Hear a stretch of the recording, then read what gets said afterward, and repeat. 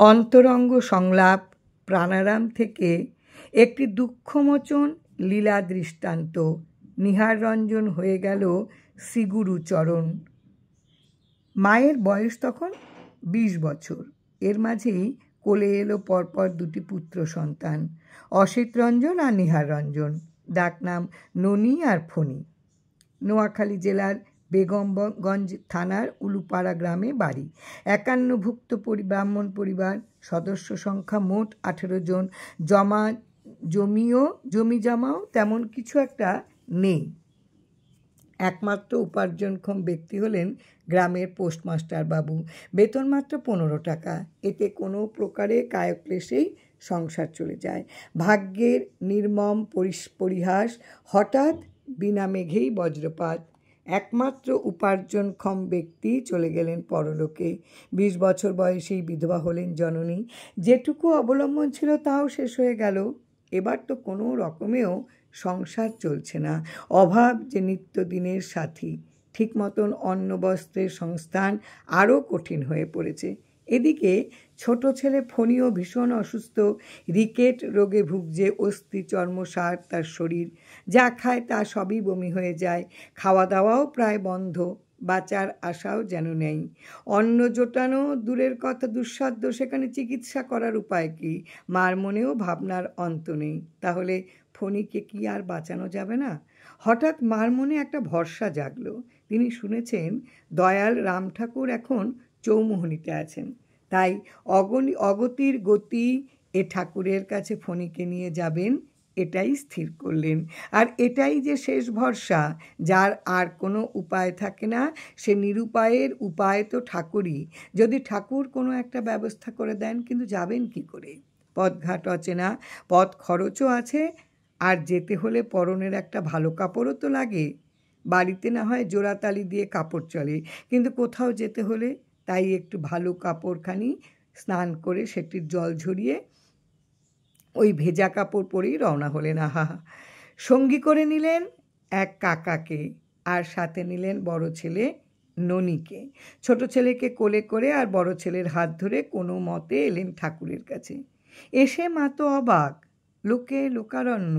দুটি লম্বা লাইনে দাঁড়িয়ে কত লোক কত আগে থেকে অপেক্ষায় আছেন। এদের কেহ হয়তো এসেছেন নামাশ্রয় পেতে, কেহ এসেছেন শ্রীচরণ দর্শনে বা কোনো মনোবাসনা পূরণের আশায়। মা ছেলে দুটিকে নিয়ে একটি লাইনে বেশ পেছনেই দাঁড়ালেন। তবে সেখানে থেকেও গৃহে খাটে উপবিষ্ট ঠাকুরকে দেখা যাচ্ছে। কিন্তু এ কি? ওই গৃহ হতেই ঠাকুর পরপর দুবার হাত তুলে ইশারা দিলেন। মাকেই তিনি ডাকলেন এক্ষুনি সামনে যাবার জন্য। অথচ মা বুঝতেই পারেননি। পাশে দাঁড়ানো কাকা বলেন, এ লাবণ্য। মায়ের নাম লাবণ্য প্রভা চক্রবর্তী। তরে তো ঠাকুর ডাকতাছে। আর অমনি মা পলকে চলে এলেন ঠাকুরের শ্রীচরণের সম্মুখে। মুখে কোনো কথা নেই, শুধু ছোট ছেলে ফণীকে ওই চরণতলে মাটিতেই শুইয়ে দিলেন। দয়াল ঠাকুর অমনি স্বীয় চরণখানি বোলাতে লাগলেন ফণীর পেটের ওপর, আর ধীরে ধীরে বললেন, মা ঠিক হইয়া যাইব, বাড়িতে নিয়ে দুধ ভাত দেবেন। ফণীকে রেখে এবার বড় ছেলে ননীকে ঠাকুরের সামনে এনে বললেন, বাবা, এর লেখাপড়া কেমন হইব? দয়ার্দ্র কণ্ঠে ঠাকুর বললেন, মা চিন্তা করবেন না, খুব হইব, খুব বড় হইব। মা দুই ছেলেকে নিয়ে বাড়ি এলেন। ঘরে যা একটু ভাত ছিল তার দুধ দিয়ে খেতে দিলেন ফণীকে। যে ছেলে খেয়েই বমি করে দিত, সে ছেলে আজ সবটুকুই খেয়ে ফেলল। যেন কতদিনের অনাহার, সে যে আরও ভাত খেতে চায়। এখন কি করা? পাশের ঘর থেকে 4টে ভাত চেয়ে এনে দেওয়া হলো তাকে। এরপর ধীরে ধীরে ফণী সম্পূর্ণ সুস্থ হয়ে গেল। স্কুল কলেজের পড়াও শেষ করলো। মা বাবা যার নাম রাখলো নীহাররঞ্জন, এখন থেকে লোকে তার নাম রাখলো শ্রীগুরুচরণ। যেহেতু শ্রীগুরুচরণ পরশে সে বেঁচে গেল, তাই এখন থেকে তার ওই নাম হলো। ইনি বর্তমানে কর্মজীবন সমাপন করে অবসর জীবনযাপন করলেন। আর বড় ছেলে ননীও উচ্চশিক্ষা সমাপন করে যোগ দিলেন ভারতীয় রেল বিভাগে। সত্যিই তিনি অন্যতম বৃহত্তম হাওড়া রেল স্টেশনের হলেন ডেপুটি স্টেশন মাস্টার কাম রেল কন্ট্রোলার। এই বিশাল স্টেশনের বড় দায়িত্ব সমাপন করে বর্তমানে তিনিও অবসরে আছেন। বয়স এখন 82 বছর। দয়াল ঠাকুর বলেছেন, খুব বড় হইব, তা কতটুকু বড় হয়েছেন তিনিই জানেন। এ অকৃতদার চিরকুমার মানুষটির পানে তাকালে শ্রদ্ধা ভালোবাসায় শির আপনা হতে অবনত হয়ে যায়। ঋষিতুল্য এ মানুষটির পরশ পেলে যেন অন্তর স্নিগ্ধ হয়ে জুড়িয়ে যায়। তার মুখমণ্ডলে যেন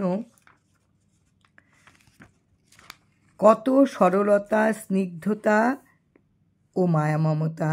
কুল বংশের নেই কোনো মান অভিমান। হালকা পাতলা দেহকানি, কি সুন্দর চাহনি, কত স্নেহমাখা কথাবার্তা। এই দুই ভাই চলেন একসাথে, ঘোরেন তীর্থে তীর্থে, ঠাকুরের আশ্রমে আশ্রমে আর উৎসবে উৎসবে। প্রাণের ঠাকুরের অব্যর্থ বাণী, ননি বড় হইব, ফণি ভালো হইয়া যাইব, তা কি ব্যর্থ হইতে পারে? দুই ভাই আজও সুস্থ সবল আছেন। তাদের একজন হলেন শ্রী গুরুর প্রিয়ভাজন আর অন্যজন হলেন শ্রী গুরুচরণ। এসবই প্রাণের ঠাকুরের অপর করুণারি দান। জয়রাম জয়রাম। এই দুই ভাইকে আমি দেখেছি শ্রীরাম নিবাসে, এবং এই প্রসঙ্গ ওনার কাছ থেকে ওনার মুখে আমি শুনেছি। জয়রাম জয়রাম। গুরু কৃপাহি কেবলম।